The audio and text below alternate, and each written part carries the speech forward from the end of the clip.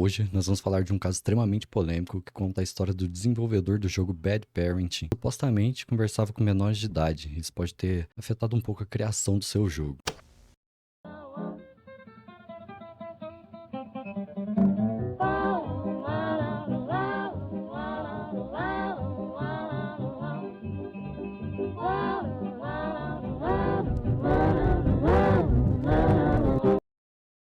Antes da gente falar do caso que envolve o criador desse jogo, vamos nos situar um pouquinho na história do próprio jogo.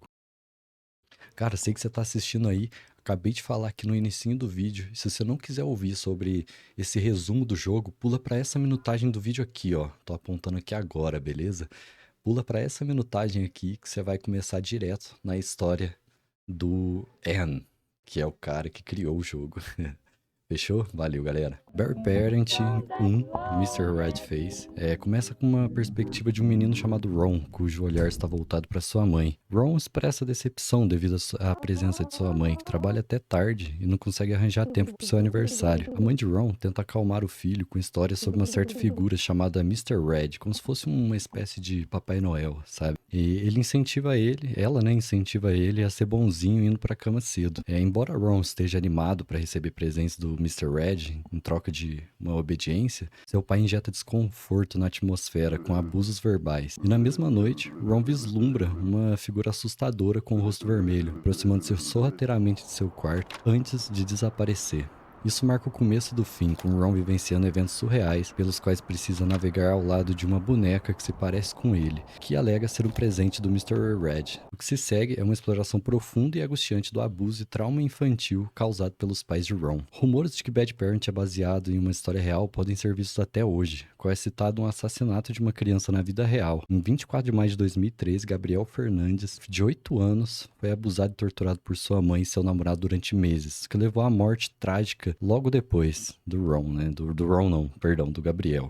Dizem que Bear Parent foi parcialmente inspirado por esse assassinato horrível na vida real, mas não há qualquer conexão entre eles, exceto pela morte de uma criança como consequência direta de abuso parental na narrativa do jogo. Bad Parent, Mr. Redface, é classificado como fictício. O jogo também vem com avisos sobre cenas que machucam personagens que são crianças, além de conteúdo adulto e perturbador que pode ser potencialmente angustiante para sobreviventes, né, de abuso infantil e violência doméstica. Bad Parent usa uma experiência linear curta, porém eficaz, para nos conectar com a perspectiva de Ron sobre o mundo ao seu redor. Quando você se move pelos cômodos reduzidos e pixelados do apartamento de Ron e interage com os objetos como uma criança, como ele faria, o trauma o atinge mais ainda, cara. Que ele é traumatímico com mais força. Quando Ron descobre que sua alma está presa em sua casa há 14 dias, desde que seu pai o assassinou, as implicações do abuso e suas consequências perduram mesmo após os créditos finais do jogo. Embora Bad Parent pode ser visto como uma experiência de terror indie que vale a pena, a gente precisa falar sobre as terríveis alegações em torno do desenvolvedor do jogo, e como isso altera completamente a forma como o jogo deve ser visto. Após o final trágico do jogo, Anne é acreditado como responsável pela história, design e programação do jogo. Anne, pra quem não sabe, é o cara, então aí, só dando um contexto, que criou o jogo, é o desenvolvedor do jogo, ele fez o design, programação, enfim, é o criador mesmo desse jogo, tá? A empresa responsável se chama 2002, e é notavelmente uma empresa de uma pessoa só, que provavelmente é o Anne, né? Anne anunciou inicialmente que seu objetivo era lançar a sequência até o final de 2024. Embora os atrasos ocorram, né, constantemente devido a fatores criativos ou logísticos, o destino de Bad Parenting 2 é incerto no momento devido a sérias alegações envolvendo o desenvolvedor do jogo, o Anne. Um documentário, que agora foi excluído, mas ainda é visível, repleto de capturas de tela, alega que Anne enviou mensagens inapropriadas a um menor de 14 anos que conheceu no servidor oficial do Discord do 2002, detalhando casos de aliciamento, mano. Eu tive acesso aqui a esse documento e eu vou mostrar pra vocês alguns trechos que eu peguei lá, beleza? Nessa primeira imagem, nós podemos ver que Anne se refere a sua vítima como sua namorada, mesmo sabendo quantos anos ela tem. Anne diz: "Uou, mesmo nome da sua namorada?" Sim, Vide, você tem o mesmo nome do meu namorado também. Que louco. Eu amo tanto a minha namorada, só quero morder suas bochechas fofas. Eu amo meu namorado. Eu queria abraçá-lo durante o dia todo. Eu aposto que ele quer a mesma coisa. Espero que sim. Você seria o sofá dele. Bom, vemos aqui nesse print, nesse primeiro print, que ele ignora totalmente a idade da vítima. E ambos trocam mensagens fofas um com o outro, sempre com ele demonstrando seus sentimentos para a vítima, dizendo que queria ficar junto dela em algo muito maior que somente uma amizade, sabe? E uma amizade já seria bem estranho entre um adulto e uma jovem dessa idade, né? 14 anos. Nesse próximo print, a gente nem precisa de explicações, cara. Me engula, emoji de gatos mordendo um ao outro. Eu quero viver dentro da sua barriga. O quê? E alguns emojis confusos. Vemos nesse print que a própria vítima não entendeu nada e provavelmente percebeu que tinha algo de errado também, cara. É simplesmente assustador pensar que, enquanto seu jogo fazia sucesso, isso acontecia por detrás das câmeras. Ian flertava com menores de idade e isso causou uma péssima impressão para os jogadores. Existem muitos outros prints presentes nesse documento que incriminam Anne, mostrando sua verdadeira face e mente doentia, sempre dando em cima de menores de idade, sabendo claramente a idade das mesmas. Mas eu não vou colocar todos aqui no vídeo, tá? Porque é muita coisa. O documento realmente é um pouco longo e tem muita coisa mesmo, cara. Mas se vocês quiserem, eu consigo o documento novamente e deixo aqui na descrição para vocês poderem ver e tirar suas próprias conclusões. Retornando ao vídeo, desde então, o Ian respondeu com seu próprio documento, no qual ele não nega as acusações feitas contra ele. Ele reconhece que a menor em questão se tornou alvo de comportamento inapropriado por alguns adultos dentro do servidor. É bem bizarro isso, né, cara?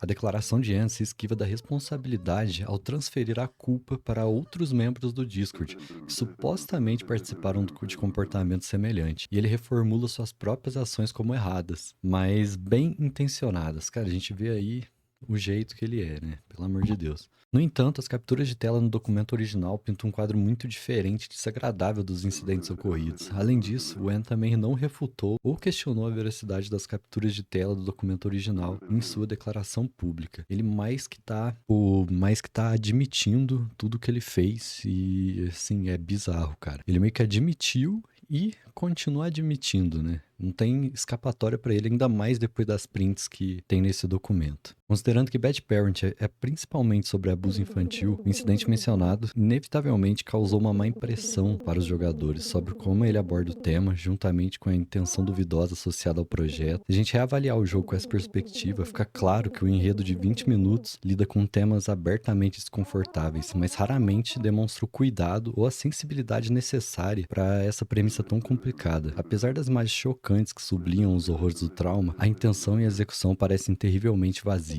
Apesar de todos esses rumores e esse documento lançado de prints que supostamente estava enviando mensagens para menores, não é possível encontrar tão facilmente na internet matérias comprovando a veracidade dessas informações. Não comprovando assim que Ian realmente teve esses comportamentos, mas por ele nunca negar esses acusamentos, é muito difícil ficar ao lado dele nessa história, ainda mais depois de tantos prints e de tudo. Mas eu pesquisei muito e é muito difícil a gente conseguir achar aqui algum lugar, algum noticiário que fala que ele foi condenado ou que foi aberto um processo judicial contra ele. Eu não encontrei nada disso, tá?